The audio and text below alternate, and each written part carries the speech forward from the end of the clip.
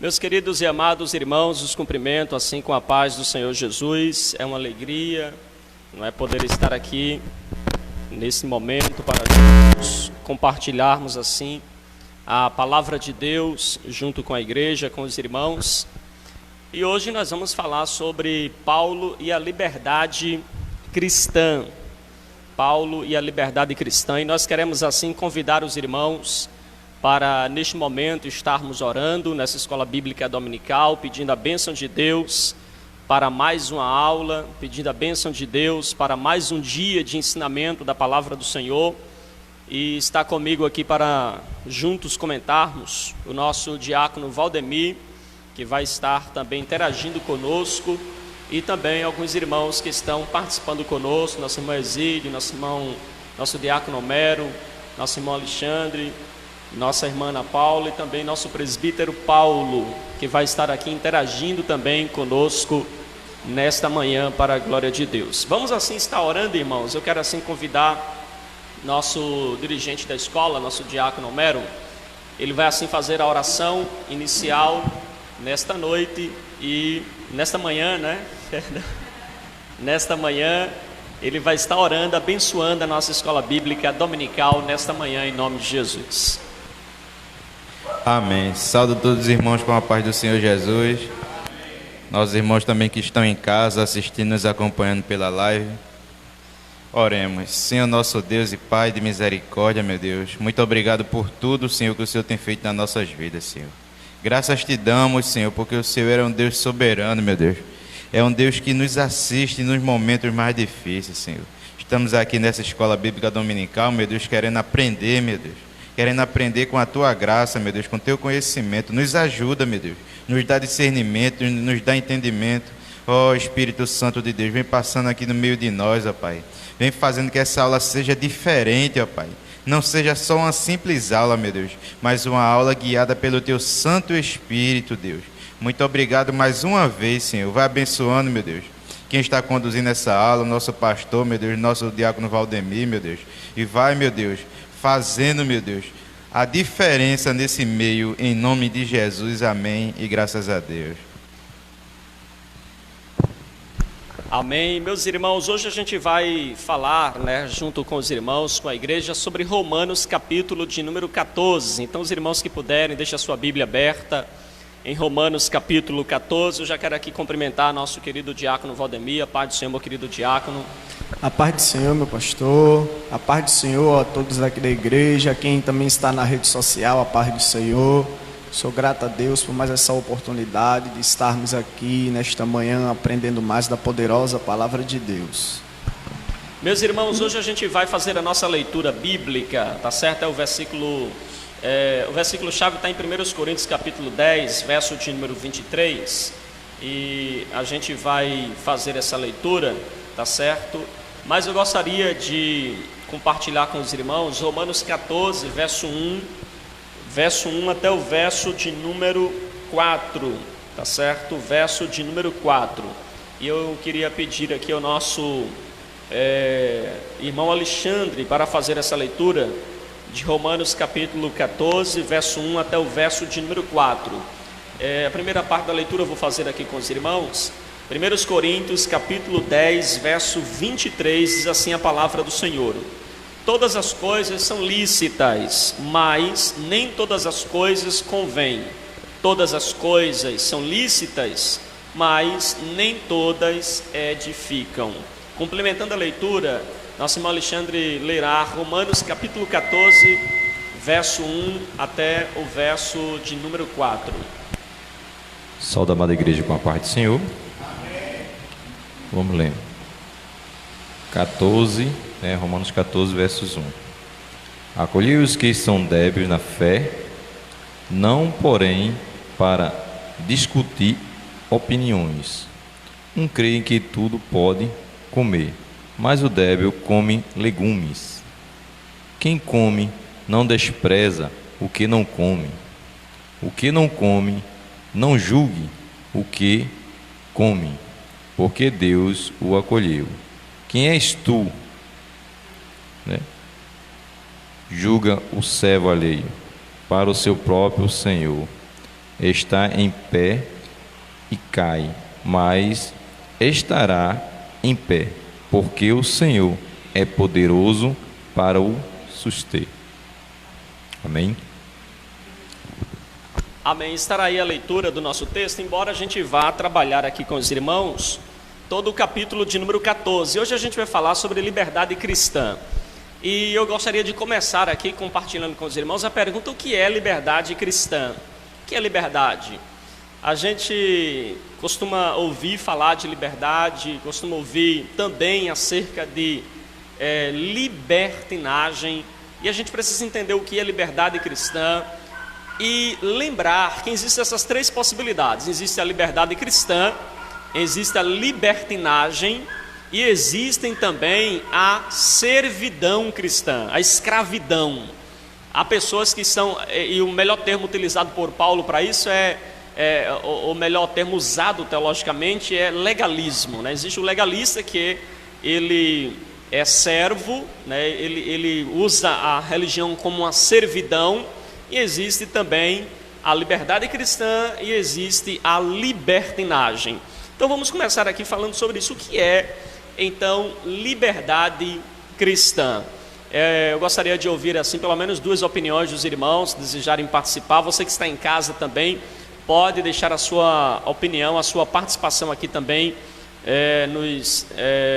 nos comentários, tá certo? O que é liberdade cristã? Os irmãos desejam interagir, irmão Diácono Homero? Liberdade cristã, acredito eu que a partir do momento que você conhece Jesus, você se torna liberto, você se torna livre através de Cristo. Isso é a liberdade cristã. Nosso irmão Emílio? No meu ponto de vista, a liberdade cristã é aquela que você, quando deixou o mundo e aceitou Jesus como verdadeiro Salvador, você tem uma liberdade de levar a palavra do Senhor para qualquer pessoa, usando da palavra que Cristo nos ensina, né?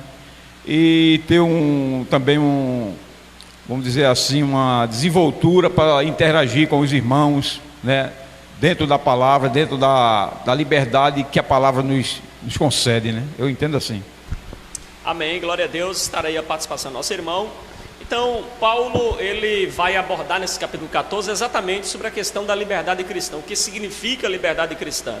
Paulo, ele não apenas desfrutou da autoridade que a Bíblia dá para a liberdade cristã, através da sua maturidade espiritual, através da sua maneira de viver, quebrando alguns tabus da religião, né, do judaísmo em especial, e a gente vê que Paulo, ele vai desfrutar dessa liberdade. E observem que a liberdade cristã está repousada na autoridade da palavra de Deus, de tal forma que não torna isso um padrão antibíblico, tá certo? Liberdade cristã não é ser antibíblico, não é achar que tudo pode. Como eu vi recentemente uma postagem de alguém da Europa, ela botou assim: eu sou cristã, feminista e concordo com o casamento homossexual. Então, será que isso é liberdade? Será que a liberdade é nesse sentido de você, eu sou livre para expressar meu pensamento e ter minha forma de crer, minha maneira de acreditar, minha maneira de expressar a minha fé?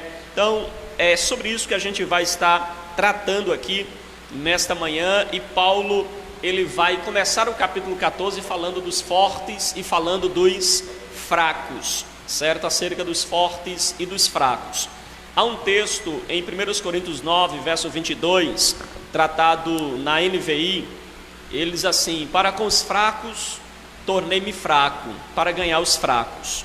Tornei-me de tudo para com todos, para que de alguma forma possa salvar alguns. Interessante, né? Paulo às vezes mudava a estratégia, né? E mudar a estratégia não é mudar a mensagem, mas ele mudava a estratégia para apresentar o evangelho. E às vezes se fez de fraco ao fraco e de forte ao forte, para que de alguma forma pudesse salvar ou levar a mensagem salvífica, tá certo? Eu quero convidar assim o nosso professor Valdemir, né, para abordar o ponto de número 1 da nossa lição e falar para os irmãos, né, e também para você que está em casa, o que significa, meu diácono Valdemir, um cristão fraco e o que significa um cristão forte.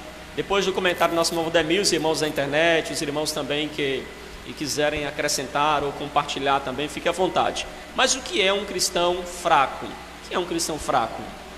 A gente costuma chamar o cristão fraco daqueles que não conseguem cumprir regras. Será que é esse mesmo fraco?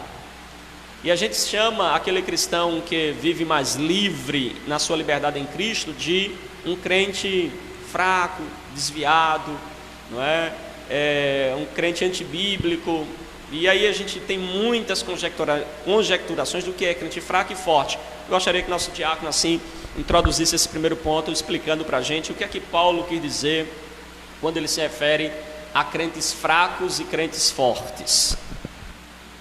Glória a Deus. Louvado seja o nome do Senhor. Um crente fraco, irmãos, é aquele crente que ele não tem força. Um crente fraco, já está dizendo fraco, mas não é força física, né? Força física é uma força espiritual. Ele está fraco espiritualmente, ele não tem ânimo para nada. E geralmente 90% dos crentes fracos são críticos.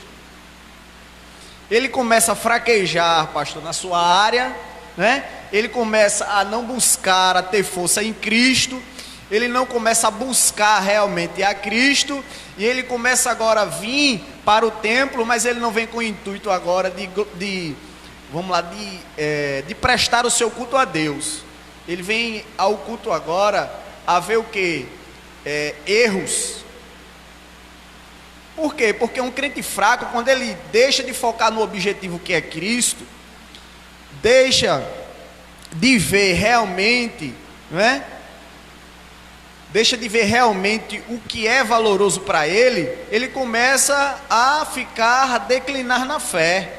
Ele começa agora a se enfraquecer na sua área espiritual.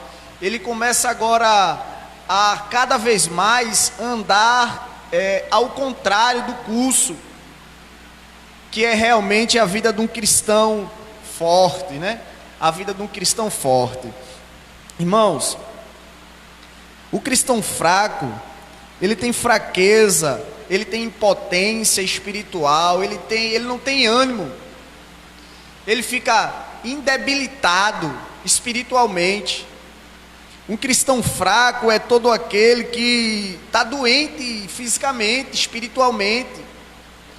Ele não consegue mais andar, vamos dizer assim, com as suas próprias pernas. Ele começa agora a ver, vamos dizer assim, ele não começa agora a ver motivos para se fortalecer. Ele começa agora a não querer enxergar. Ele começa agora a ver defeitos. Uma pessoa quando está fraca, irmão, se a gente trazer para a nossa área física, né? Uma pessoa fraca, ele não consegue fazer nada. Ele fica indebilitado de praticar qualquer tipo de atividade.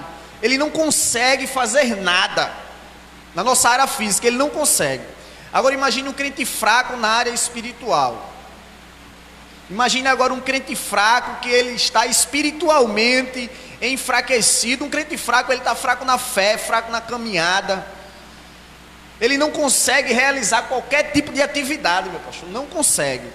Mesmo que ele queira, ele tenha vontade, mas ele não consegue realizar qualquer tipo de atividade espiritual. Ele não consegue fazer nada, a não ser ver aquilo que está diante dos seus olhos. Um crente fraco, irmãos, ele não tem visão espiritual. Ele não tem visão espiritual. Então, quando ele começa a ver o que está diante dos seus olhos carnais, ele só vê defeito. Não é assim, meu diácono Melo? Ele só começa a ver defeito, ele vê defeito em tudo, porque a nossa carne é inclinada para o mal. E o crente, quando ele está fraco, quem que está reinando? A carne. Ele agora está deixando a carne tomar conta de si, ele agora está deixando a carne tomar conta da sua vida, então ele fica um crente fraco. Um crente fraco, ele não tem ele não tem a sensibilidade do Espírito Santo. Não é assim, meu pastor? Um crente fraco, irmãos, é um crente que está sempre longe, ficando longe, né? Um crente fraco, ele sempre quer discutir com você por determinadas coisas espirituais. Ele quer debater com você a todo tempo. Você está dizendo a ele, ó, é errado isso aí, meu irmão, não é. E toda hora ele está batendo com você dizendo que não é, que ele é que está certo. Amém? Eu quero que fique bem claro para os irmãos que um crente fraco, irmãos, ele é um crente que espiritualmente ele está fraco. A palavra certa é que ele está fraco espiritualmente. A visão dele é sempre decaída, é uma visão sempre carnal. Amém, meu pastor? Glória a Deus. Os irmãos desejam comentar também o que é que Paulo fala, né, sobre o cristão fraco. O que seria um cristão fraco aí que Paulo está se referindo? Os irmãos podem interagir também, complementar. Nossa irmã Ana Paula, fique à vontade, irmã Ana Paula, para deixar também aí a sua participação. Amém, glória a Deus. Cumprimento a todos com a paz do Senhor. É muito interessante, né, pastor, essa lição, e nos traz a compreensão que, independente do tempo que estejamos frequentando ou vivendo o Evangelho, é necessário que nós estejamos maduros o suficiente para entender o que a palavra está nos apresentando. Porque uma vez, quando a gente se depara, né, com crentes fracos, né, e muitas pessoas não entendem, observam um crente fraco, em desprezá-lo, em não ajudar. E o Senhor, Ele não quer isso de nós. Quer sim que nós, cada dia mais, estejamos mais perto dEle, para quando tivermos a oportunidade, a gente estender a mão, ajudar. Porque aqui na nossa lição vai falar que aqueles que se sentem fortes, ajudem os fracos, usem de sabedoria, não desprezem, dê as mãos. Porque, pastor, a gente está aqui num tempo determinado por Deus e nunca se sente aquele super crente. Somos falhos, temos defeito, limitações, e que o Senhor, Ele nos ajude para que a gente cada dia mais possamos vencer unidos com um só propósito, que é glorificar o nome do Senhor. Glória a Deus. Alguém mais gostaria de complementar a questão do que é o crente fraco? Daqui a pouco a gente fala sobre o crente forte em especial, né? Mas os irmãos podem com a ficar à paz do vontade. Senhor. Segundo o que dá para entender no estudo, é que o crente fraco, por exemplo, que nem a própria palavra diz, um ex-idólatra, né? Acostumado a sacrificar, a comer todo tipo de comida, a sua mente é aberta para comer de tudo. Aí a pessoa que está no cristianismo, ou seja, no evangelho, aí a pessoa que visse um ex-idólatra comendo de tudo, ele ia criticar, porque o que está de dentro come verdura, ou seja, diferencia as carnes. Mas quem está fora, que chegou agora, vai comer de tudo. É por isso que o apóstolo Paulo, ele foi bem claro quando ele disse: suportai, né, a fraqueza dos fracos, né? Por causa dessas pessoas, meu pastor. Eu acredito que deu para entender isso sobre o fraco. Então, irmãos, o que é que acontece? Na igreja de Corinto, na igreja de Roma, perdão, a gente tinha... Esse mesmo problema aconteceu também em Corinto, né? Mas estamos tratando aqui em especial a igreja de Roma. A igreja de Roma tinha pessoas que eram vindas do judaísmo e tinham pessoas que eram vindas de religiões pagãs, como colocou nosso presbítero Paulo. Então, essas duas classes de pessoas estavam agora reunidas na mesma igreja. Judeus convertidos e pessoas que outrora adoravam a ídolos, a deuses pagãos, participavam de tudo que os ídolos ofereciam, culto de prostituição, ou participavam de cultos, né, onde havia prostituição, e agora eles estavam todos eles reunidos agora, convertidos numa única fé, que era a fé em Cristo. E o que é que acontece? Em algum momento, né, os irmãos, participando talvez de uma festa ou de uma visita à casa de outro irmão, começou a haver uma dificuldade na igreja. E a dificuldade começou por parte de ambos os lados, né, por causa exatamente que os judeus tinham restrições de dia, tinham restrições de alimentos, tinha restrição sobre alimentos sacrificados, né? Então, os judeus, eles eram mais restritos, eles eram mais recolhidos. E o que é que acontece? Os judeus olhou para aqueles irmãos pagãos que vieram para a fé e que não tinha nenhuma dificuldade de comer carne sacrificada, de participar, de não fazer diferença de dia em dia. Então, os judeus convertidos olharam para esses irmãos pagãos e começaram a julgar ele, dizendo: olha para aí, esses crentes são desviados. Esse aí não se converteu ainda não. Começaram a julgar mesmo, literalmente. Esses aí precisam nascer de novo, comendo carne sacrificada a ídolos. Isso é crente nada. Na minha igreja, esse irmão aí não tem vez não é? E começaram então a julgar os irmãos que tinham a sua liberdade, a sua consciência de comer e de não fazer diferença de dia a dia. E por outro lado estavam os crentes que comiam de tudo, que não tinha diferença de dia a dia, olhava para esses cristãos e dizia assim: olha, que crente mais besta, né? Fica se restringindo de comer isso, comer aquilo, de participar disso, participar daquilo.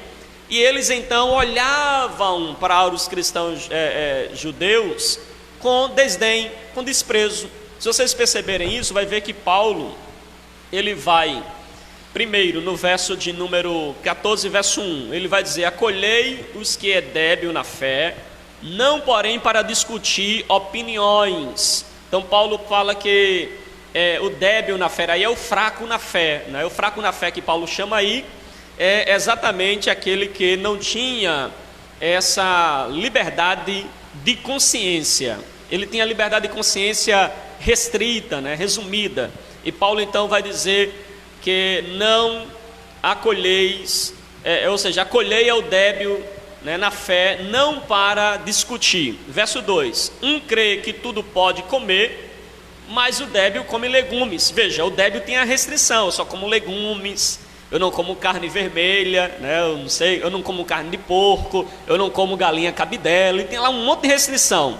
Olha, o dia para mim é o sábado, né, no caso dos judeus, meu dia separado. Ele tem essas restrições. Já os crentes fortes, que Paulo vai chamar, e Paulo vai dizer aí na continuidade: quem come não despreze o que não come, e o que não come não julgue o que come, porque Deus o acolheu. Então, o que é que nós percebemos? Paulo está orientando que nem quem come deve julgar quem não come, e nem quem não come não deve julgar quem come. Então, Paulo vai tratar dessa temática por algumas questões, né? Por causa, nosso ponto 1 ainda aborda da lição, a questão dos ex-idólatras, que eram os cristãos pagãos, né? Ou seja, os cristãos que tinham vindo de religiões pagãs, que tinham, inclusive, iam ao mercado comprar carne, né? Que eram carne sacrificada a ídolos. Também fala dos pagãos que se converteram, dos judeus, né, que se converteram, eles são agora ascetas, né, ou seja, eles têm disciplina do corpo, faz diferença de dia a dia, de comer. Lembra que Paulo falou aos Colossenses: não toqueis, não pegueis, não manuseis. Ou seja, falando exatamente desse tipo de crente. E também do crente legalista, que é também uma característica do crente judeu. E também ele fala aí dos cristãos judeus em si, não é, que tinham aí a sua mente, o seu coração voltado, não é, para as regras do judaísmo. E Paulo então vai chamar, né, de forte aqueles que usam da sua liberdade de consciência e daqueles que vivem, né, restritos dessa liberdade. Paulo chama então de fracos. Mas vamos aqui aprofundar mais, e eu gostaria de ouvir também aqui nosso diácono Valdemir comentar sobre os cristãos fortes na igreja de Roma, né? Por que Paulo os chamam de cristão forte? O que é um cristão forte? Que Paulo vai chamar aí no capítulo de número 14. Nosso diácono Valdemir. Glória a Deus, louvado seja o nome do Senhor. Os cristãos fortes, né, como o Senhor já falou, bem são aqueles crentes que são capazes de suportar toda essa indiferença sem mesmo, vamos dizer assim, sem mesmo ele ter dúvidas, né? Porque ele sabe que todas essas coisas aí que os crentes fracos estavam em dúvida, estavam aí balançados, né, na dúvida se pode ou não pode, mas os fortes, ele de tudo desfrutava, porque Cristo dava essa liberdade para eles. Então, a liberdade cristã, não é? É isso, é um crente maturo, é um crente que tem liberdade cristã, né? Não, né, como já foi lido aqui o texto do chave, nem fazendo todas as coisas, pode fazer, mas nem todas são lícitas, né? Mas é um crente que ele está firme nas virtudes cristãs, né? É um crente maduro na fé, no trato com o próximo, né? Qualifica as pessoas de natureza contrária dos fracos, né? Sempre ele sabendo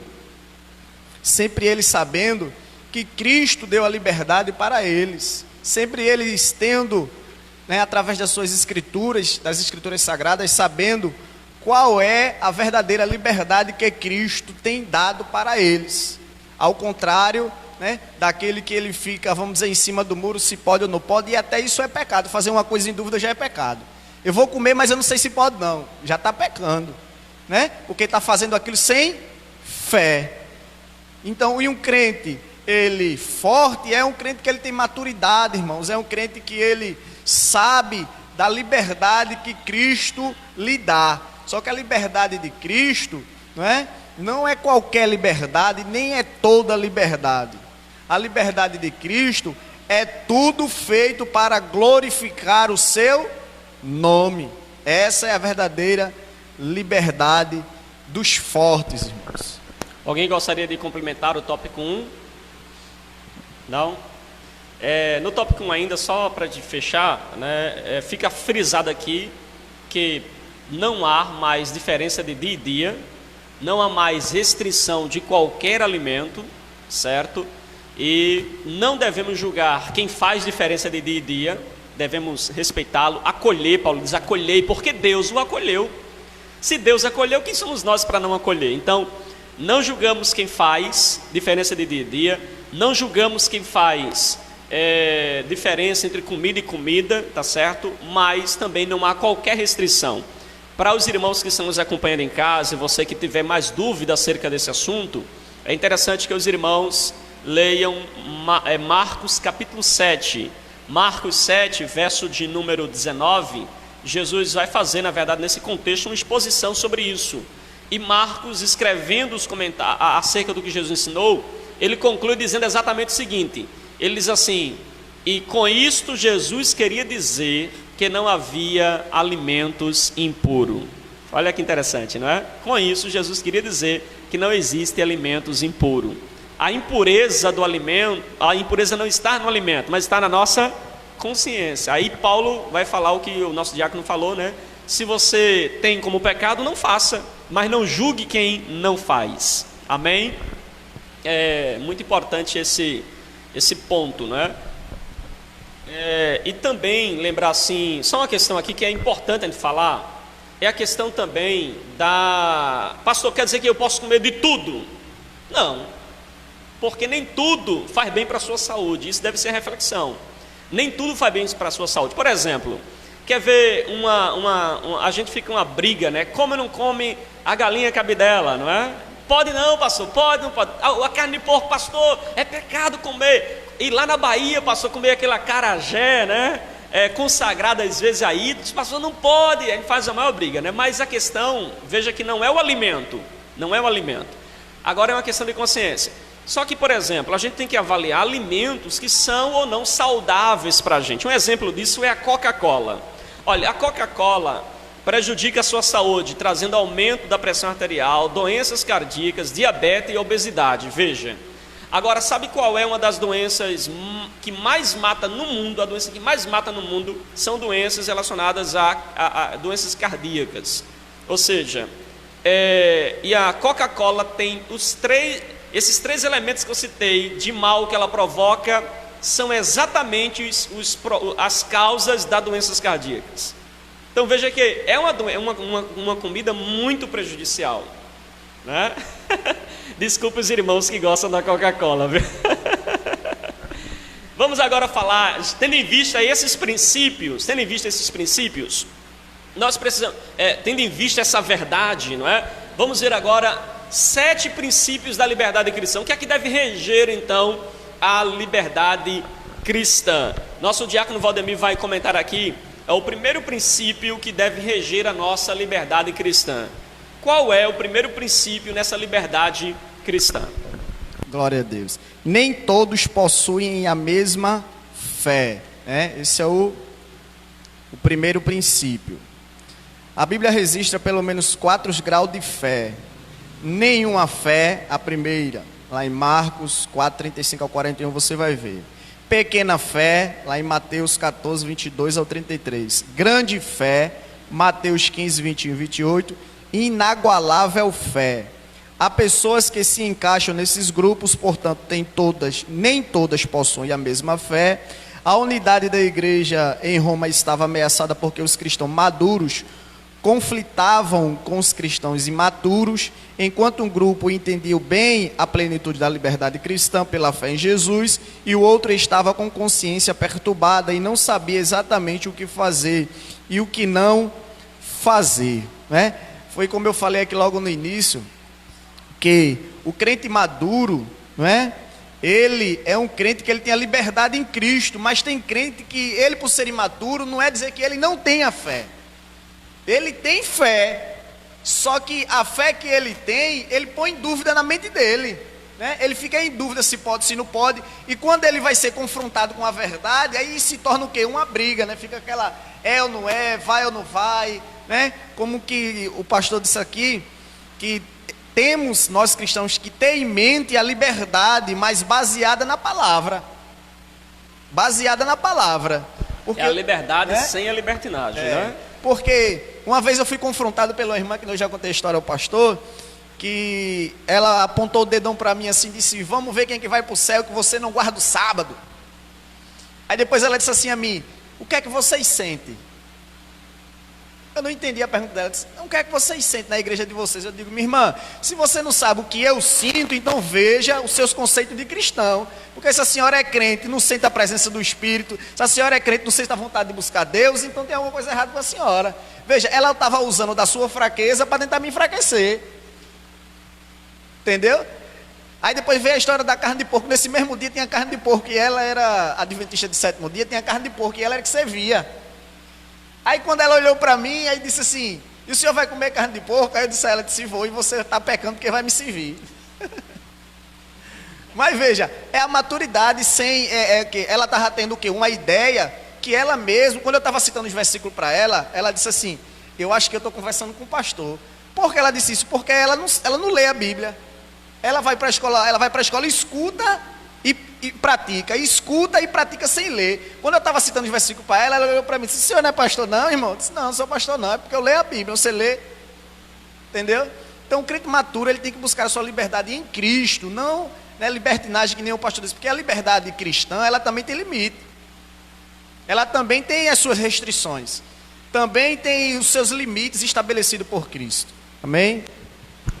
Então, em resumo, nem todos possuem a mesma fé. É o primeiro princípio. A gente precisa entrar na igreja e saber que tem uns que têm uma fé gigante e tem outros que têm uma fé pequenininha. Eu nem julgo quem tem muita fé e nem julgo quem tem pouca fé, que é justamente o segundo princípio. O cristão não deve ser juiz do seu irmão. Eu queria passar a palavra aqui, se a irmã Ana Paula, os irmãos quiserem comentar sobre esse ponto, o nosso irmão Alexandre, né? O cristão não deve ser juiz do seu irmão. Paulo, ele vai frisar essa questão aí de não sermos juízes, não é? É o segundo princípio, porque nós não somos o juiz, né? Existe um juiz que julgará todas as coisas. E vamos comentar aí, então o segundo princípio é, o cristão não deve ser juiz. Estará aí no verso de número 3 e verso de número 4 da nossa lição, quando Paulo, ele vai falar especial no verso 4, quem és tu que julgas o servo alheio? Olha que pergunta Paulo faz, não é? Para o seu próprio Senhor estar em pé ou cai, mas se está em pé, porque o Senhor é poderoso para o suster. Os irmãos, alguém quer comentar? Paulo, os irmãos, se quiser comentar, fica à vontade, viu? Certinho? Então eu vou tecer aqui uns comentários. Irmãos, Paulo fala aí que nós não devemos julgar os nossos irmãos. E eu quero só trabalhar essa frase aqui que já é o suficiente, bem clara, né? Paulo diz assim, quem és tu que julga servos alheios? O que Paulo está falando aqui é do seguinte: na época existiam, né, como hoje a gente tem patrões e empregados. E eu não posso estar de fora de uma empresa e ditar regras para um funcionário de outra empresa. Aí Paulo diz assim: quem és tu para julgar um servo alheio, de outra comarca, né, de outra legislação? Quem és tu para julgar? O que Paulo está dizendo é o seguinte: olha, vocês lembrem que quem é o senhor deste irmão, fraco ou forte, não é vocês. O senhor dele é Deus. Então, quem tem o poder de julgá-lo, se ele está de pé ou se ele cai, é o Senhor, que é poderoso para fazer o quê? Para colocá-lo de pé, para lhe sustentar. Então, não, em outras palavras assim, Paulo diz assim: quando vocês pensarem em julgar, saibam que toda vez que vocês se constituem juiz de alguém, vocês estão se intrometendo em coisas que não lhe cabem, não pertencem a vocês. Então, não julguem, é o que Paulo aí vai falar. E Paulo parece trazer esse princípio lá de Mateus, né, capítulo 7, verso 1, que diz: não julgueis para que não sejais julgados. Amém? Vamos aqui então para o terceiro princípio. Cada pessoa tem as próprias convicções. Olha o que diz o verso de número 5. Eu vou pedir aqui para o nosso diácono Valdemir, os irmãos também quiserem acrescentar. Olha o verso 5. Um faz diferença entre dia e dia, outro julga iguais todos os dias. Cada um tenha opinião bem definida em sua própria mente. Terceiro princípio. Cada um tem as suas próprias convicções. O que é que Paulo queria dizer aí, meu diácono Valdemir, quando ele fala que um faz diferença de dia e dia, mas ele diz que outro julga iguais todos os dias, e depois ele conclui dizendo que cada um tem a sua opinião bem definida em sua mente. Paulo quis dizer, meu pastor, ele disse: cada um tem a sua opinião bem definida e a sua própria mente, né?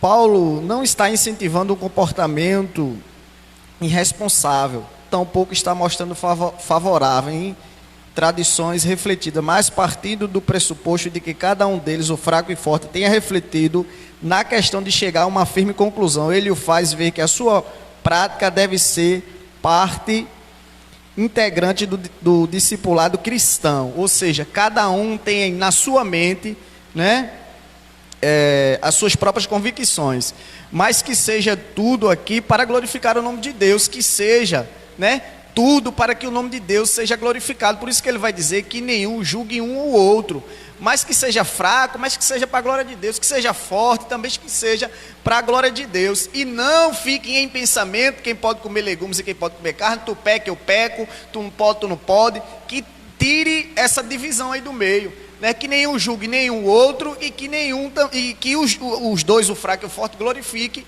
o nome do Senhor. E Paulo vai exortar, né, dizendo, né, cada um de vocês tem as suas próprias convicções, mas que todo esteja ingressado no corpo de Cristo, tanto o fraco como o forte, né? Tem pessoas que estão na igreja, que estão no corpo de Cristo, que ele tem uma fé genuína, uma fé inabalável, mas tem pessoas que têm aquela fé fraquinha, mas está ingressado, e de algum modo ele está glorificando o nome de Deus com a sua presença na igreja, ou fazendo algo que agrada a Deus, né? Deixa eu apimentar aqui para os irmãos. Será que Paulo também, né, já acrescentando aqui o que o nosso diácono Valdemir falou, cada um tem as suas próprias convicções. Será que cada um deve ter sua convicção doutrinária dentro da igreja? Por exemplo, irmão Alexandre, eu creio que Deus é soberano, né? A irmã Ana Paula disse: não creio que Deus seja soberano. Deus tem limites. Deus, ele não é o todo-poderoso. Será que a gente deve ter, dentro da mesma congregação, da mesma comunhão, irmão Emílio, pessoas que dizem que Deus é soberano, que crê, né? Deus é soberano, outro que não crê? Deixa eu ilustrar ainda com outro exemplo. Por exemplo, a irmã Emílio diz assim: pastor, eu creio que Jesus era o Filho de Deus, ele é a segunda pessoa da Trindade. A irmã Homero chega e diz: não, Jesus é apenas um profeta. Será que é sobre isso que Paulo está falando? Alguém gostaria de comentar? Tendo em vista que cada um tem que ter a sua convicção, e eu devo respeitar essa convicção do irmão. Paulo, quer falar, Paulo?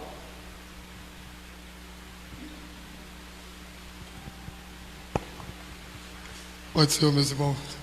Amém. Eu fiquei meditando assim no que o pastor estava dizendo, e realmente o apóstolo Paulo, ele não queria que os irmãos tivessem a sua própria opinião, mas que tivesse de uma forma que não seja para ser irresponsável, né? Agir de forma que não atropelasse os princípios bíblicos. E quando eu vi o pastor falando aí essa ilustração, me lembra dos saduceus e dos fariseus, né? Um pregava sobre ressurreição, o outro dizia, não, vai existir esse negócio de ressurreição, né? E o apóstolo Paulo, ele sempre foi criticado por causa desse evangelho que ele pregava, né? Que nem os irmãos de Gálatas também, né? E quando o judeu chegou para falar com o apóstolo Paulo, ele falou a ele, dizendo que ele estava pregando um evangelho que não era o evangelho verdadeiro. Aí o apóstolo Paulo veio contextualizando ele, dizendo que era eles que estava pregando o outro evangelho. Ou seja, deu para entender, claro, meu pastor, aqui nessa passagem aqui, que quando o senhor falou sobre a opinião, né, formada na igreja, deu para entender no estudo que se tiver essa opinião de fato, vai acontecer que nem na igreja de Coríntio, né? Eu gosto de Apolo porque ele fala mais eloquentemente, eu gosto de Pedro porque é mais doutrinário, eu gosto do apóstolo Paulo porque ele é mais, né? Cria aquela divisão na igreja, né? Mas que seja uma opinião de fato, mas que não seja irresponsável, né? Foi isso que deu para entender. Alguém queria comentar mais? A questão aqui que Paulo ele fala que cada um tem as suas opiniões, né, diferentes, é sobre a comida, né? Se você vir no contexto, você vai ver sobre legumes, carnes, né? Quem come dia e noite, dia e noite, sábado, é isso que ele está fazendo, não suas opiniões dentro do princípio bíblico, né? Chegar dentro da igreja, não, o pastor está pregando sem gravata, está errado dessa, né? O outro tem que pregar só com paletó, o outro tem que, irmão, teu sapato está desengraxado, vai engraxar. Tá entendendo? Não é nos princípios bíblicos de Deus, não. Entendeu? Doutrinário, não. É no princípio de alimento, de quem come legumes. Veja que no versículo 6 vai dizer, quem distingue entre dia, para o Senhor faz, né? Quem julga o outro também vamos lá, na questão do sábado. Eu guardo o sábado. Ele guarda o sábado para quem? Para o Senhor, né? E a gente vem e guarda o domingo para quem? Para o Senhor. Tudo que eles fazem é para o Senhor. E tudo que eu e você faz é para quem? Para o Senhor, né? E quem come para o Senhor come. Veja, porque dá graças a Deus. E quem não come para o Senhor não come e dá graças a Deus. Tudo é para a graça de Deus, tudo é para a glória de Deus. Se come, dá glória a Deus, porque Deus mandou o alimento para comer. Se não come, também dá glória a Deus, porque come legumes, porque está glorificando também o nome de Deus. E é isso que Paulo queria dizer, né, meu pastor? Em resumo, irmãos, existem pontos doutrinários que são inegociáveis. Deus, o Filho e o Espírito Santo são a trindade, inegociável, certo? Inegociável. Não devemos ter opiniões diferentes nestes pontos doutrinários. Por exemplo, a salvação, o caminho da salvação é Cristo. Eu acho que não, o outro acha que não. Não devemos ter dúvida nisso. A nossa convicção é só Jesus Cristo é Senhor e Salvador, né? E o único caminho, a verdade e a vida é Ele. Isso é ponto que a gente não pode ter, cada um sua convicção, não. A Bíblia é clara, pontos doutrinários. O que Paulo está tratando aqui é de coisas secundárias. Paulo está dizendo assim, irmãos, vocês não podem viver desunidos por causa de um prato de comida, gente. Isso aí é coisa secundária. Quem come não vai ser salvo porque come, e nem quem não come vai deixar de ser salvo porque não come, não. Isso é coisa secundária. Paulo está dizendo, gente, vocês não podem ficar brigando dentro da igreja porque o outro guardou o sábado, o outro guarda o domingo. E agora a gente está com raiva do irmão que guarda o sábado, e o do sábado está com raiva do irmão que guarda. Não, gente, quem faz para o Senhor faz. Paulo está tratando exatamente de coisas secundárias, não de coisas doutrinárias. Então veja que coisas secundárias. Irmãos, eu sou pastor já há algum tempo e nasci e criado na igreja. O que eu já vi pastor resolvendo, depois eu vi meus dirigentes resolverem, depois eu mesmo tive que resolver briga a ponto de famílias quererem sair da igreja por causa da cor da cortina. Coisa secundária, irmãos. Um crente deve abandonar uma igreja quando ela abandonar a doutrina, mas não por coisa secundária. Não porque, afinal de contas, aqui os irmãos estão sem gravata, não concordo, não, aqui não é uma igreja para mim. Irmãos, isso é coisa secundária. Então Paulo está falando aqui que quanto a coisas secundárias, cada um tem a sua convicção, tem a sua liberdade, eu respeito. Se o irmão resolveu vir para a igreja careca, eu vou raspar minha cabeça, pastor, eu quero, amém, irmão, eu respeito. Coisa linda, maravilhosa, Deus abençoe, né? Pastor, eu quero deixar meu cabelo um pouquinho maiorzinho, amém, meu irmão, amém, Deus abençoe, sua liberdade, certo? É claro que a gente às vezes dá um toque no irmão, assim, usa o bom senso, irmão, né? Mas é importante que Paulo está falando aqui, cada um tem as suas convicções em coisas secundárias. Irmão Alexandre ia falar, irmão Alexandre? Amém. Queria só complementar. O que fala aqui? No 14, de 2 a 3. No Antigo Testamento, comer vegetal parece ter sido um meio de garantir que as leis sejam respeitadas. Alimentos não fossem violados, né? Com a questão dos alimentos, né? Que as leis não fossem violadas. Então, era uma forma. Porque tinha muitos animais que eram sacrificados, e para não cometer o erro de se alimentar de um animal que fosse sacrificado, eles se alimentavam muito de legumes. Então, esse é um caminho que o próprio Paulo aqui relata. As leis a respeito de alimentos no Antigo Testamento. Trata-se de não proibir comer carne, mas restringia os tipos de carne que poderiam ser consumidas. Talvez seja isso que o Paulo tivesse em mente, ou ele poderia estar se referindo à prática de evitar carnes que tivessem sido sacrificadas aos ídolos. Está lá em 1 Coríntios de 8, do 10 ao 13. Então, era uma forma dele se precaver, né? Eu não sei se aquele alimento foi sacrificado. Eu chego na casa do irmão e eu vou me alimentar daquele alimento. Como a gente falou, tinha o estrangeiro, né? Ali no meio deles, e devido à cultura que eles tinham na época, então uma forma de ele se resguardar, partir para os vegetais. O contexto de 1 Coríntios, né, nesse texto, e também de Romanos, é importante a gente observar que Paulo, sobre esse respeito aí, ele vai dizer assim, é melhor que você não se informe. Entendeu? Você não vai chegar no açougueiro lá e dizer, essa carne foi sacrificada a ídolo, se você perguntar, e ele disser que foi, para não escandalizar o açougueiro, certo? E se você também fica com aquela dúvida, então é melhor que você se abstenha disso aí. Agora, se você for lá, com a consciência tranquila, compre, vai para casa e faz um banquete. E ainda não esquece de chamar o pastor, né? Certo? Aí, por exemplo, a irmã Alexandre, domingo, né? Sai daqui agora e um amigo liga. Irmão Alexandre, preparei um almoço aqui, venha com a sua família. Irmão Alexandre, amém, meu irmão, que benção, né? Sempre que tiver, não esqueça do irmão Alexandre. Aí, irmão Alexandre vai com a família alegre, né? Aí vai lá participar. Chega lá, tá uma mesa farta de tudo, irmãos.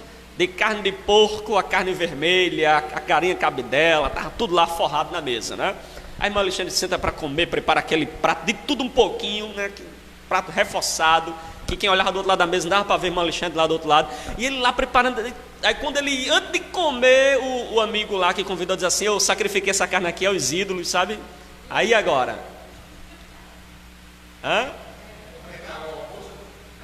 Entendeu? Aí quando você agora tem consciência disso, para evitar um problema, para evitar que aquela pessoa seja escandalizada, quer dizer, o irmão, tá vendo? Eu fiz um teste com ele meteu a cara. Para evitar escandalizar ele, é melhor que você se abstenha. Por isso Paulo vai falar, tudo me é lícito, mas nem tudo me convém.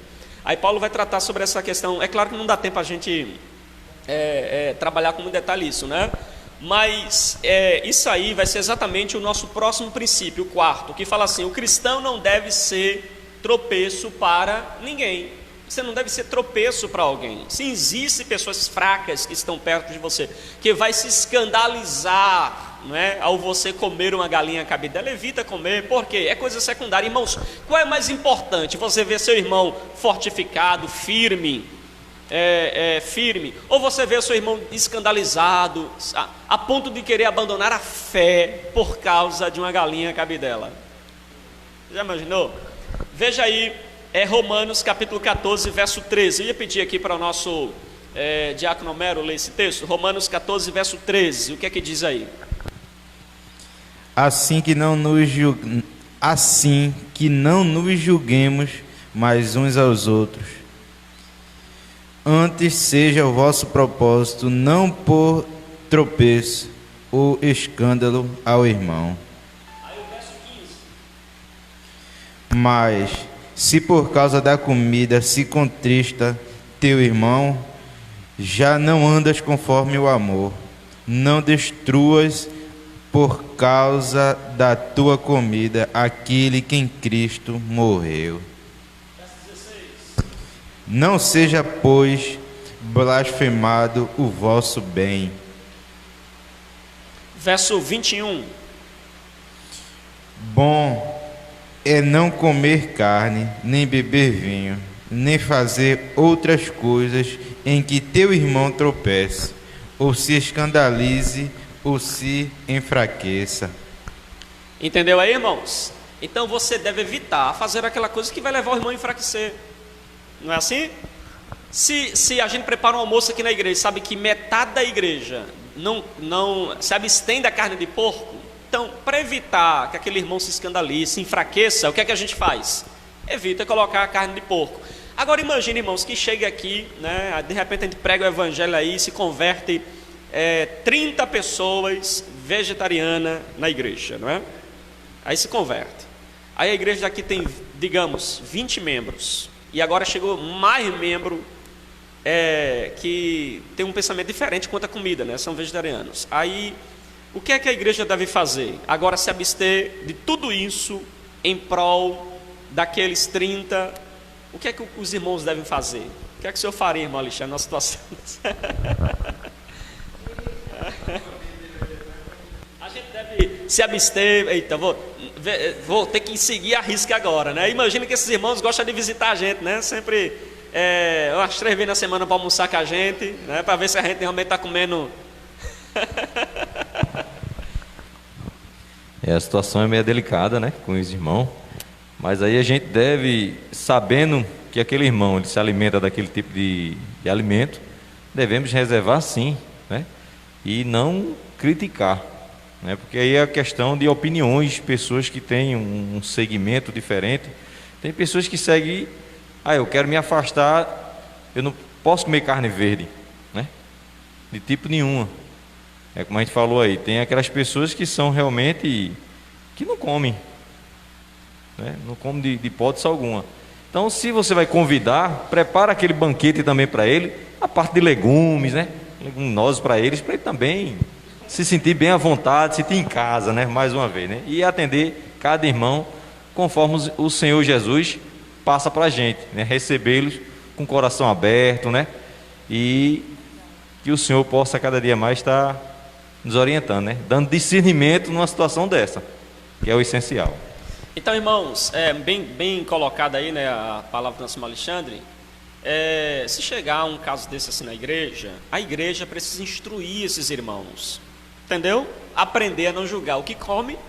E aqueles que são mais fortes, que acham que podem comer tudo, na sua opinião, têm sua convicção, agora eles vão também não julgar se caso aqueles irmãos preferirem permanecer no estado que estão. Vocês irmãos entenderam? Instrução.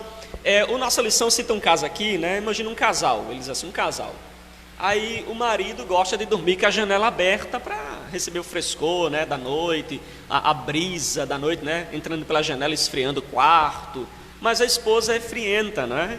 E para ela tem que dormir de porta fechada, tudo fechado. Além disso, porque ela tem medo de dormir com a janela aberta. Então tudo fechado. E aí, deve o casal dormir em quarto separado em prol de ter o esposo a janela aberta e a esposa a janela fechada?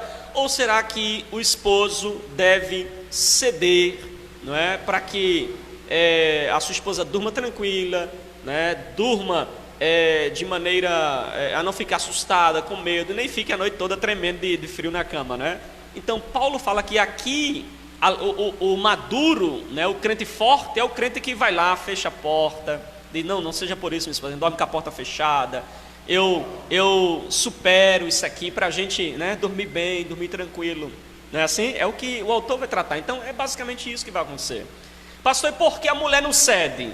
Veja, nesse caso aqui você vai ver que uma pessoa que não dorme com a janela aberta são medos que existem dentro dela, certo? Que ainda que ela cedesse, ela ia ceder para lhe agradar, mas não ia dormir. Entendeu? Não ia dormir, ia ficar perturbada com medo de um ladrão entrar na porta, né? Uma coisa desse tipo. Então veja, é a questão do bom senso. E Paulo então vai tratar disso aí. Nenhuma das nossas ações pessoais vale mais do que o bem-estar do povo de Deus. Às vezes a gente sabe que não é errado fazer, mas para o bem-estar do povo de Deus a gente abre mão.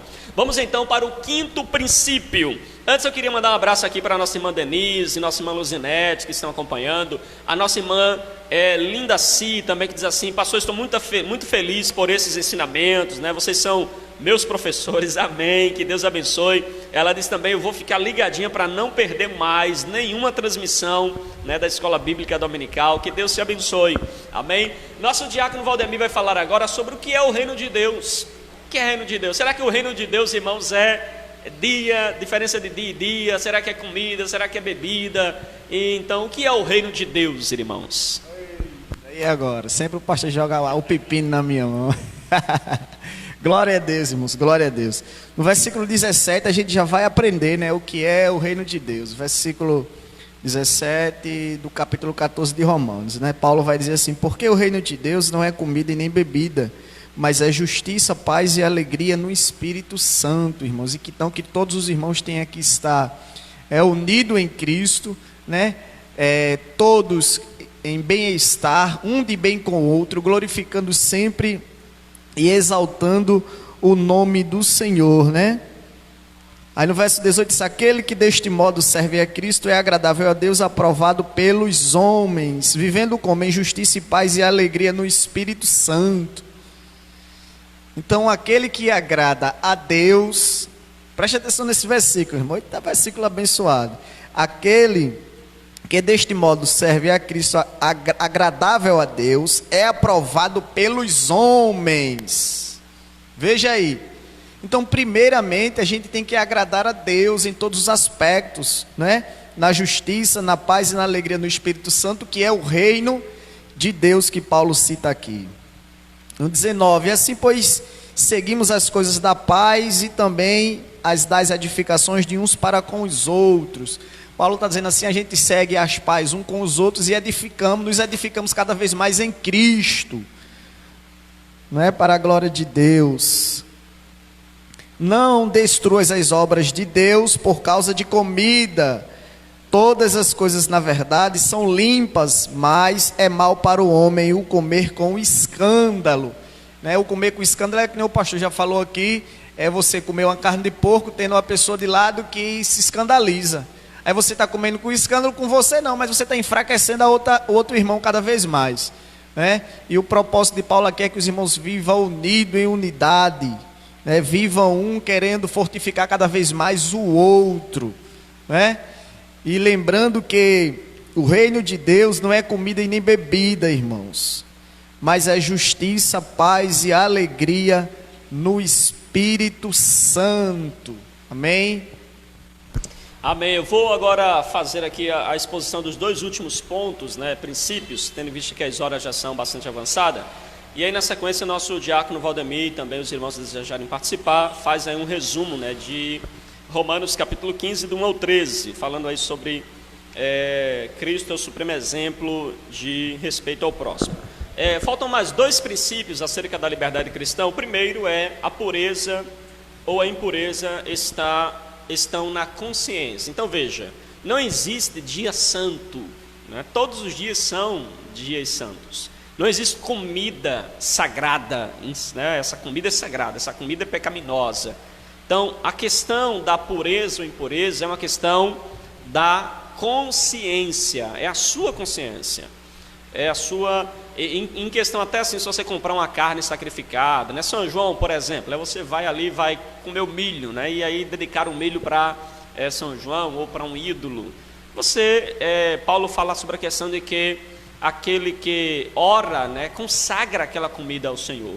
Então veja que você sempre dá graças a Deus por aquilo que você ingere. Então a questão da pureza e impureza é mais uma questão de consciência, tá certo? Do que o alimento em si. O problema não está nas coisas, está em nós. Por isso Jesus disse que não é o que entra, mas é o que sai do homem. O sétimo princípio, a fé é algo pessoal, irmãos. A fé é algo pessoal. Aí o autor cita aqui: nenhum cristão pode tomar emprestadas as convicções de outro para ter uma vida cristã honesta. Eu não posso viver uma vida cristã honesta pegando as convicções pessoais do diácono Homero para mim. Não, a minha consciência é que deve estar então convicta, né? Por isso que Paulo fala no verso de número 23, ele diz assim: mas aquele que tem dúvidas é condenado se comer, porque o que faz não provém da fé, e tudo que não provém da fé é pecado. Então veja que toda vez que o cristão vai comer algo e está na dúvida, vai guardar um dia para o Senhor, está na dúvida, não provém de fé, é pecado. Paulo então vai frisar que a fé, ela é algo bem pessoal. Amém? Alguém gostaria de acrescentar alguma coisa? Nosso Alexandre. Pastor, tirando uma dúvida, eu acho que tem muitos irmãos que têm essa dúvida aí que eu vou fazer. O apimentável, e é o senhor. Pastor, se a pessoa tem alguma dúvida, o irmão vai lá, ele vai ter um alimento, ele gerou aquela dúvida nele daquele alimento. Se ele pegar e orar, será que aquele que foi feito com aquela alimentação não será quebrado, não? Aquele ritual que foi feito, como o senhor citou no começo, um acarajé ou qualquer outro alimento, né? Eu acredito que 90% de alguns alimentos em algumas regiões é consagrado a ídolos, certo? Eu estou dizendo 90% arriscando, pode ser mais. Então, irmãos, não há qualquer restrição, né, mandamento, isso aí vai partir da consciência, como o senhor bem colocou. Se você vai comer um alimento, e aí surge uma dúvida: rapaz, eu estou na Bahia, né, esse alimento deve ter sido consagrado. Você ora e come, certo? Ora e come, não tem nenhum problema. O mal não está no alimento, vai ser a sua consciência. Agora, se você comer aquele acarajé, meter a cara, né? Comi, passou ali, eu fui para casa, né? Aí comeu, chegou em casa, você ficou aflito: meu Deus, para que eu comi? Senhor, o que foi que eu fiz? Deus, eu preciso ir para uma campanha de descarrego agora, né? Né? Não consegue dormir, ficou atribulado. Então, veja o que você fez, entendeu? Você comeu algo, né? O problema não era a comida, mas a sua consciência que não estava preparada para comer aquilo. Então é muito importante que a gente tenha a consciência limpa, né? Saudável, ore com fé, sabendo que não há nenhum mal ali, né? Que é um problema de sua consciência. Até porque, irmãos, seja sincero, aquele ídolo de madeira, né, que alguém consagrou algo, alguma coisa, não tem poder de fazer absolutamente nada. Agora, claro, Satanás se aproveita dessas ocasiões para, quem sabe, até trazer perturbações à nossa mente, porque você fez sem fé, você fez sem convicção, a dúvida, não é? A dúvida, e você vai comer, vai ficar com a dúvida, vai ficar apenhado, tribulado. Então, eu espero ter respondido, meu gente. Então, assim, até porque, irmãos, hoje, se a gente fosse fazer um pente fino de tudo que a gente usa, de tudo que a gente tem, né? Inclusive, eu falei isso aqui, acho que a irmã Ana Paula, a irmã Alexandre, nas aulas anteriores, tudo que a gente tem, a gente não sabe exatamente a origem, não sabe a origem, não sabe o que foi feito para que a venda desse certo, para que aquele projeto funcionasse, a gente não sabe, certo? Você não sabe, inclusive, o que a empresa que vende materiais para você, ela sustenta, se ela sustenta isso ou aquilo, se ela é a favor disso e daquilo.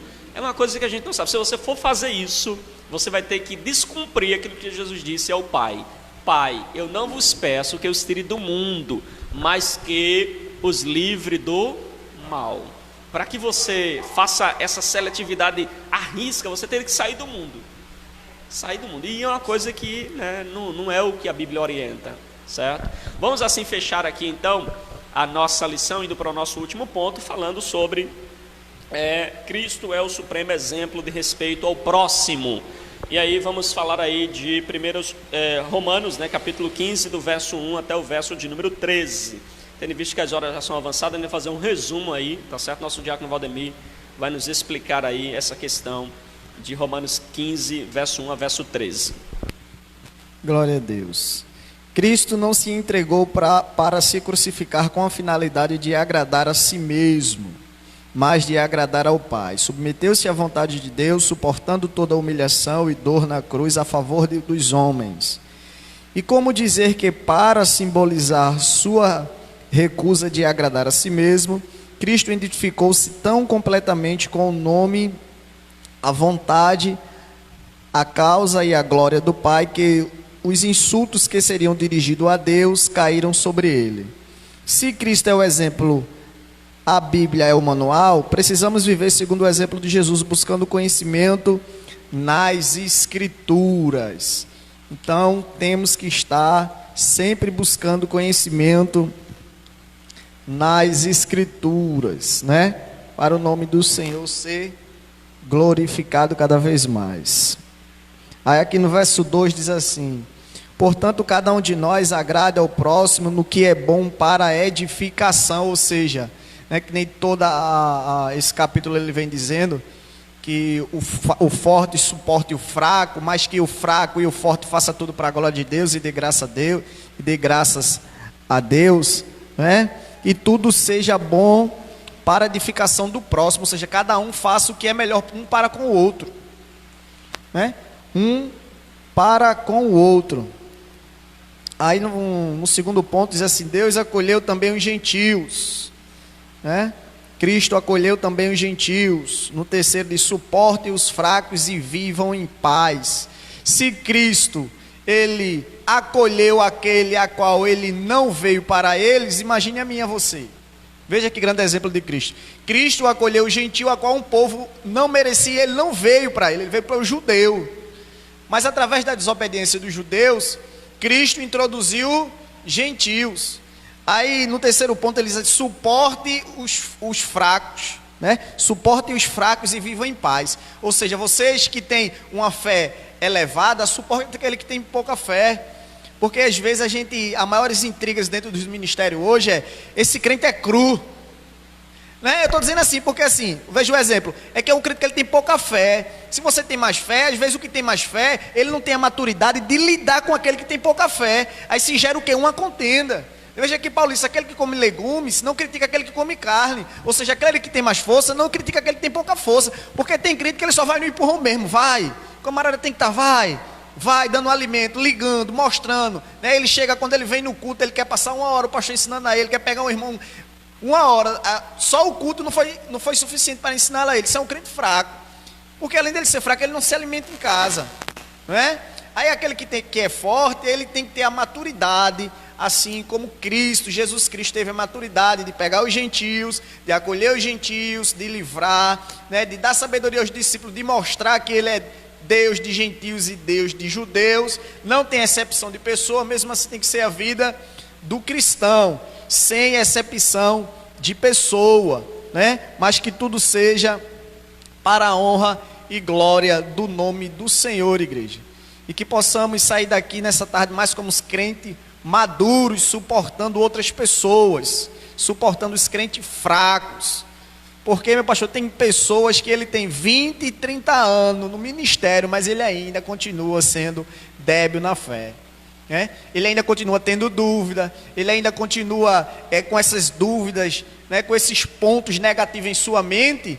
Por quê? Porque ele é um crente débil e ele também não busca conhecer. Não é que o ministério não dê as instruções devidas a ele, é que ele mesmo não busca o conhecimento, ele que mesmo não busca saber o que Cristo fala a respeito da dúvida que ele tem.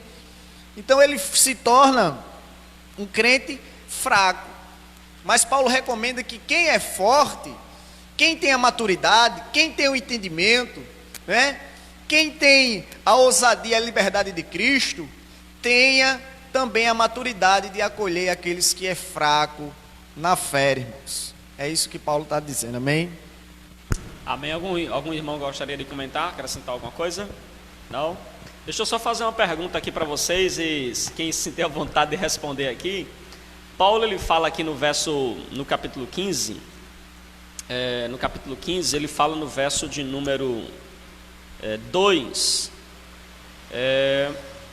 verso 1 e 2, né? Ora, nós não somos fortes, nós que somos fortes devemos suportar as debilidades dos fracos e não agradar-nos a nós mesmos, portanto, cada um de nós agrade ao próximo no que é bom para a edificação.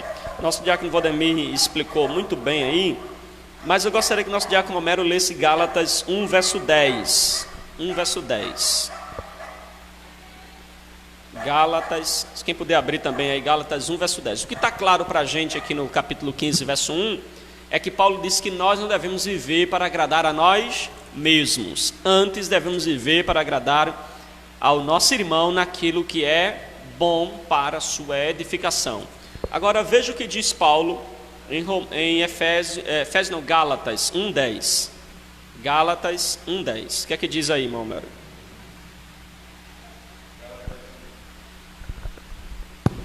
Gálatas 1:10 diz que, porque persuado eu agora ao homem ou a Deus, ou procuro agradar a homens. Se estivesse ainda agradando aos homens, não seria servo de Cristo. Pergunta é, devemos buscar agradar os homens ou não? Eu estou falando isso aqui porque a gente escuta muito as pessoas dizendo assim, não, eu não estou nem aí para o que o irmão pense, estou nem aí.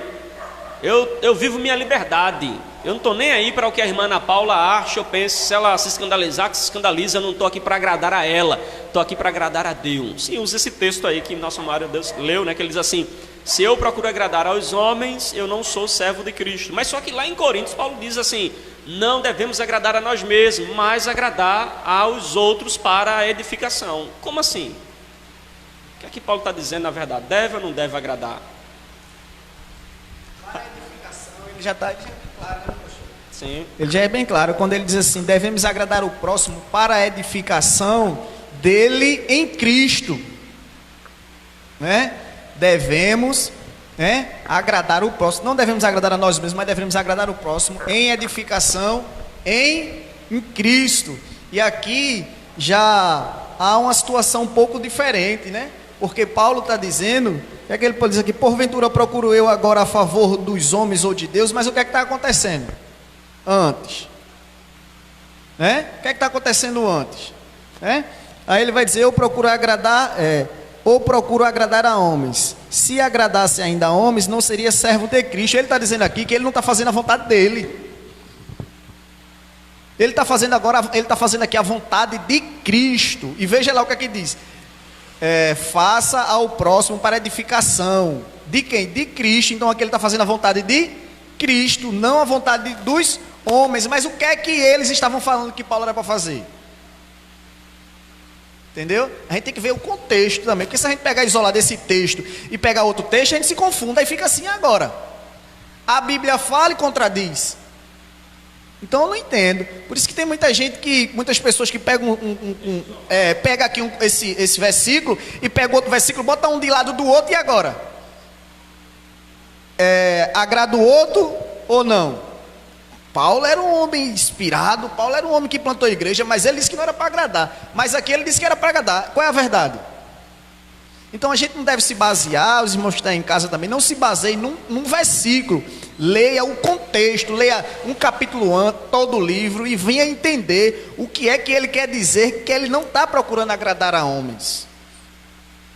Não é? Então a gente tem que entender o contexto da história, porque que fique bem claro, se a gente pegar um versículo isolado da Bíblia, né, a gente às vezes mata outro crente fraco. Veja, eu estava lendo esses dias o livro de Malaquias, né, e se usa muito nas igrejas assim, ó, olha irmãos, Malaquias 3:10 diz, trazei todos os dízimos à casa do tesouro para que haja mantimento. Aí, antes diz assim, pode um homem roubar a Deus? Sim, que é dízimos e oferta. Mas qual é o contexto disso aí? O que é que se está acontecendo ali? Né? Ali que está sendo exortado ali é o sacerdote que está roubando Deus. Mas tem muitas pessoas que usam isso aí para constrangir quem não está ofertando, quem não está dizimando, e a pessoa fica lá embaixo. E agora? E agora? Entra a dúvida, aí o Satanás entra na mente e começa aquela zoada todinha. Não, que a gente deve dizimar a Cristo é com amor, com carinho, oferecer o melhor que Cristo nos proporciona, para que haja mantimento em sua casa. É assim que deve ser ensinado, né? Mas não constrangindo, que nem lá em Malaquias fala. Então a gente nunca deve pegar um versículo e sem ler o contexto para saber o que está acontecendo. Alguém gostaria de acrescentar? Pai Senhor, meus irmãos, segunda pergunta do pastor sobre o apóstolo Paulo, né?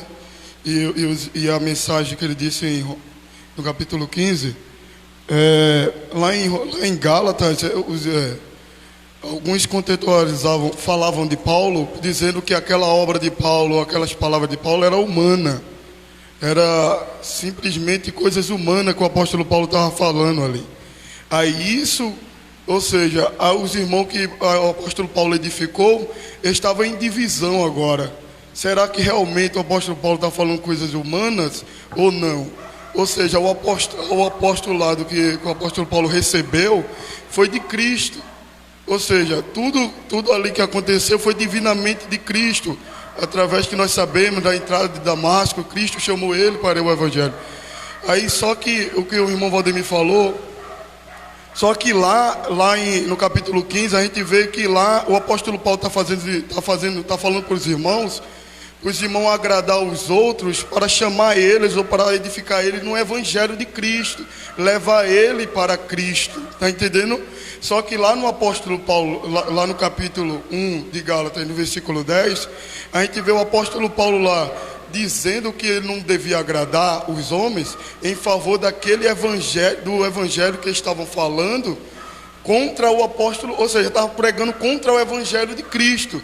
E se é para pregar contra o evangelho, aí a gente não devemos agradar mesmo, né? Que nem até o próprio Cristo, por amor ao evangelho, por amor à obediência a Deus, ele não pensou em si mesmo, que nem de lá em Filipenses capítulo 2, né?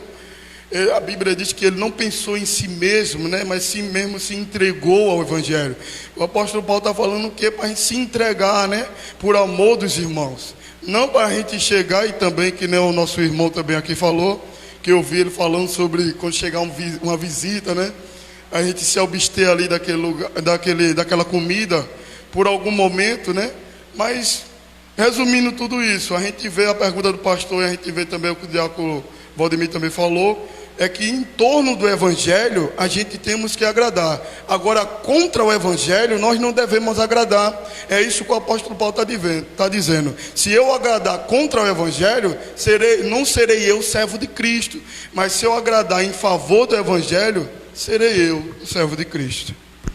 Amém, bem colocado aí pelos irmãos, né? Então a gente fecha aqui, eu quero louvar a Deus, né, pela essa opinião dos irmãos. Que muito acrescentou. Então veja que a Bíblia não se contradiz, não é? Paulo, ele fala, né, em Gálatas exatamente isso, conforme ele fala, o nosso presbítero Paulo, nosso também diácono Valdemir, né? Ele está falando de coisas diferentes, certo? Quanto às doutrinas do Evangelho eu não posso negociar, não estou aqui para agradar aos homens, vou apresentar a doutrina, mas em coisas secundárias a gente cede para agradar os irmãos, para que eles possam aprender. Me faço de fraco, eu desço a posição dele para levar ele para a minha posição. Então Paulo vai trabalhar nessa perspectiva. E também Paulo mostra para a gente aí, né, 2 pontos. Primeiro, que Paulo não era um político, né, porque o político ele discorda de muitas coisas, mas concorda para os seus eleitores, só para granjear os votos deles. Então Paulo não era político. Segundo, Paulo não fazia acepção de pessoas. Paulo não era aquele crente que buscava, não é, negociar as verdades do Evangelho para agradar a um ou a outro, não. E eu quero encerrar contando só uma ilustração, né? Uma vez D.L. Moody, um grande evangelista, estava pregando, sabe, ousadamente no altar, a igreja lotada, e ele pregando, e naquele culto veio uma aristocrata participar do culto, muito famoso, muito conhecido na cidade, de nome. Quando ele entrou na igreja, um irmão saiu de lá e veio informar a Moody. Chegou para Moody e fez assim: Moody, ele pregando, ele chegou perto e fez assim, chegou aí um dos homens mais importantes da cidade. Aí Moody olhou para ele e fez assim, que a mensagem do evangelho possa trazer salvação para a alma dele. E continuou pregando como se nada tivesse acontecido. Entendeu? Já imaginou se ele mudasse agora o discurso para agradar aquele ali? Não, o discurso é o mesmo. Amém? Vamos assim agradecer ao Senhor, né, por essa oportunidade, agradecer a Deus por esta aula nesta manhã. Eu espero que os irmãos tenham desfrutado, né, de um pouco mais de conhecimento da palavra de Deus. Deus abençoe nosso diácono Amaro, nossa irmã Linda Silima, que está nos acompanhando, né, que Deus continue abençoando a todos os irmãos que nos acompanham aqui através das redes sociais. Os irmãos que estão nos acompanhando nas redes sociais, se você gostou, foi bênção, né, deixa aqui seu comentário, gostei, pastor, foi bênção. Deixe suas sugestões, pastor, precisa melhorar nisso, e compartilhe também para outras pessoas, tá bom? Se foi bênção para a sua vida, será bênção também para outras vidas, tá bom? Importante se você deixa seu comentário aí, pastor, gostamos da aula, foi uma bênção, que Deus abençoe vocês ricamente. Deixa aí seu comentário em nome de Jesus. Meus irmãos, vamos assim encerrar a nossa escola bíblica dominical. Hoje à noite, às 18 horas, teremos culto aqui na igreja em São Lourenço da Mata, na rua Maria Tereza Dourado, número 93, fica aqui próximo ao Hospital Maria Vitória e próximo ao posto Ipiranga, tá certo? E segue aí as programações da semana. Hoje à noite também teremos ali em Camaragibe, às 19 horas, fica ali na rua Sina Lapenda, número 46, embaixo de Camará Recepções. Amém? Que Deus abençoe as demais congregações, irmãos também já conhecem, não é? Que Deus abençoe os irmãos, Deus abençoe cada um dos irmãos que vieram participar, né? Que sejamos a instrumento de Deus também para trazer mais alguém, convidar aqueles que ainda não estão vindo, né? Uma igreja forte, uma igreja que está sempre participando dos cultos de ensinos, né? Dos cultos onde a palavra de Deus ela é exposta, ela é pregada, ela é ensinada. Então que sejamos aí instrumentos para despertar aqueles que ainda não estão participando. Amém? Vamos assim orar agradecendo ao Senhor por esta manhã. Eu quero convidar assim nosso diácono Valdemir para fazer assim a sua oração final, agradecendo à escola e também fazendo as suas considerações finais em nome de Jesus. Glória a Deus, louvado seja o nome do Senhor, né? Eu agradeço a Deus, irmãos, pela vida de cada um que aqui chegou, pela vida de cada um que está nos acompanhando aí na rede social. Que Deus abençoe, né? Que esses estudos aí sejam para edificação da sua vida espiritual, para a nossa vida, que venha trazer aprendizagem para mim, para você, e que Deus nos abençoe, irmão, nos conceda a graça, né, cada vez mais. Vamos assim orar agradecendo a Deus. Deus Pai Todo-Poderoso, Senhor dono do céu, da terra e do mar, muito obrigado, Senhor, por mais este momento maravilhoso na Tua presença, na Tua graça, debaixo da Tua potente mão poderosa. Muito obrigado por esses ensinamentos, ó Deus. Continua, Pai, abrindo o nosso entendimento, Senhor, mas que tudo seja para glorificar o Teu reino, para que todos aqui edifiquem a vida do seu irmão, Senhor, dos nossos irmãos. Ó Deus, é assim que eu te peço, Pai, te apresento esse ministério, te apresento a vida do nosso pastor Fagner, de todos os irmãos que aqui estão, de todos que estão acompanhando na rede social, porque somos carentes de Ti, Pai, precisamos da Tua força, Senhor, precisamos da Tua presença cada vez mais. É assim que eu te peço, te agradeço e te engrandeço em nome de Jesus. Que a graça do nosso Senhor e Salvador Jesus Cristo, o grande amor de Deus, a comunhão e as consolações do Espírito Santo seja com cada um de nós, de hoje para todo sempre. O povo de Deus diz amém, amém.